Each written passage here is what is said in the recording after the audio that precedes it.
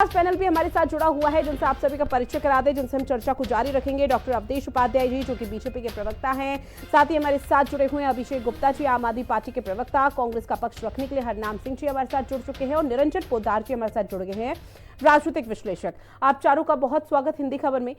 निरंजन पोद्दार जी, आपके पास आते हुए सर, तीनों पार्टियों के परसेप्शन आपने सुने और काफी इंटरेस्टिंग यहाँ पर परसेप्शन तीनों पार्टियों ने रखे हैं। अब ऐसे में क्या यही जो अभी तक इन तीनों पार्टियों की तरफ से मैसेज देने की कोशिश की है, संकेत तो यही दिया गया है कि हर 23 मार्च का चाहे अगर चिट्ठा भी उठाकर देख लिया जाए, इतिहास के पन्नों को भी खंगाल लिया जाए, तब भी राजनीति हमेशा से होती रहेगी। राजनीति को कोई मुद्दा नहीं चाहिए, लेकिन दिन अगर कोई इंपॉर्टेंट है तो उस पर राजनीति जरूर होगी। देखिए रितु जी, निश्चित रूप से जो भारतीय राजनीति है वो कहीं ना कहीं छलने का काम करती है और इसके अंदर आप तमाम राजनीतिक पार्टियों को जोड़ सकते हैं। इसके अंदर आप ये कहें कि कोई भी राजनीतिक पार्टी दूध की धुली है, मैं कहीं ना कहीं ऐसे मानूंगा कि जो आदमी ये बोलेगा वो कहीं ना कहीं मिथ्या या समझ लीजिए मिसगाइड करेगा, क्योंकि इसको मैं एक सिंबॉलिक रूप में, एक जो देसी भाषा में कहावत कही जाती है हमारे यहाँ ग्रामीण क्षेत्रों में कि गुटमन गुटमन माला फेरे, यही काम सीधा का, दिक्कत का बाबा जी दिक्कत नीचे खोज गधा का। यानी कि कार्य तो ऐसे करते हैं कि जिसके अंदर जैसे गधे के जो चिन्ह होते हैं वैसे, लेकिन जो चित्र की बात करते हैं वो चित्र की बात करते हैं। चाहे भगत सिंह जी के हमारे बलिदानियों की बात करते हैं, चाहे बाबा साहब भीमराव अम्बेडकर जो हमारे नीति नियंता थे उनकी बात करते हैं, चाहे महात्मा गांधी जी की बात करते हैं।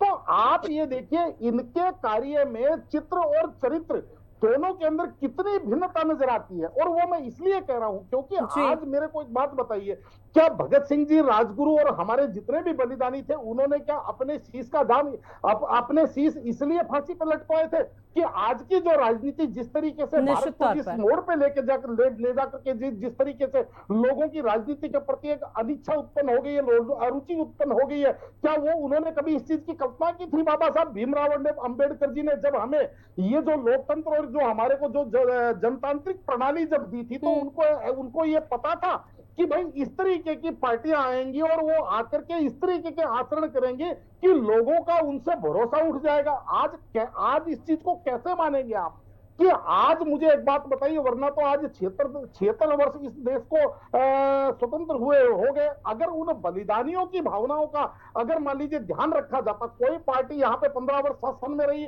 कोई पार्टी 40 वर्ष शासन में रही है, कोई पार्टी 10 वर्ष शासन में रही है, तो उसके बाद में उनके सपनों का भारत क्यों नहीं बन पाया? अगर आप उनको उनके बताए रास्तों को और उनके आदर्शों को अगर आप फॉलो कर रहे हैं या उनको अगर आप समझ लीजिए मान रहे हैं, तो फिर ऐसा क्यों नहीं हुआ कि आज भी? मुझे एक बात बताइए, इस देश के अंदर इतनी संख्या के अंदर लोग कुपोषण के शिकार क्यों हैं? इतनी बड़ी संख्या के अंदर लोग अशिक्षा के शिकार क्यों हैं? इतनी बड़ी संख्या के अंदर स्वास्थ्य की समस्या क्यों है? क्या इस भारत के अंदर जो है यहाँ की जो प्राकृतिक संपदा है उनके अंदर क्या कमी है? कमी केवल रितु जी अपनी नीतियों की, कमी केवल अपनी इच्छा शक्ति है, कमी केवल जनता को भरमाने की और जनता को बहकाने की कमी है। अब इसके अंदर आप अभी जैसे मैं पूर्व वक्ताओं को सुन रहा था रितु जी, देखिए बड़ा आश्चर्य होता है कि जब जेल जाते हैं और उसके बाद में जेल किस मामले में जाते हैं? जेल जाते हैं दारू की नीति बनाने की। और दारू की नीति में क्या बनाया जाता है? दारू की नीति में यह बनाया जाता है एक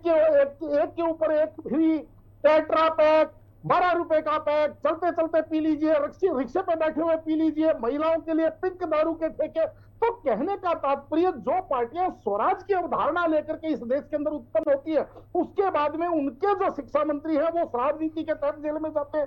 रही बात दूसरी तरफ जो सत्ताधारी भारतीय जनता पार्टी की बात करें, तो वहां पे आप देखिए जो व्यक्ति कहता है मैं तो चाय वाला हूं, मेरा बचपन गरीबी में बीता, वो व्यक्ति आकर के और इतना बड़ा वो अपने आप को देश से बड़ा समझने लग जाए और वो कहे कि नहीं मैं तो जो है बायोलॉजिकल, मेरा तो जन्म ही नहीं हुआ। तो कहने का तात्पर्य ये है कि एक तरफ कहते हैं हम देश के सेवक हैं, एक तरफ कहते हैं प्रधान सेवक, और दूसरी तरफ जब इतनी बड़ी अपने आप को वो दिखाना चालू करते हैं, अपनी आभा को इतना प्रसारित करते हैं, मुझे लगता है कि आपको जनता के साथ जुड़ना चाहिए।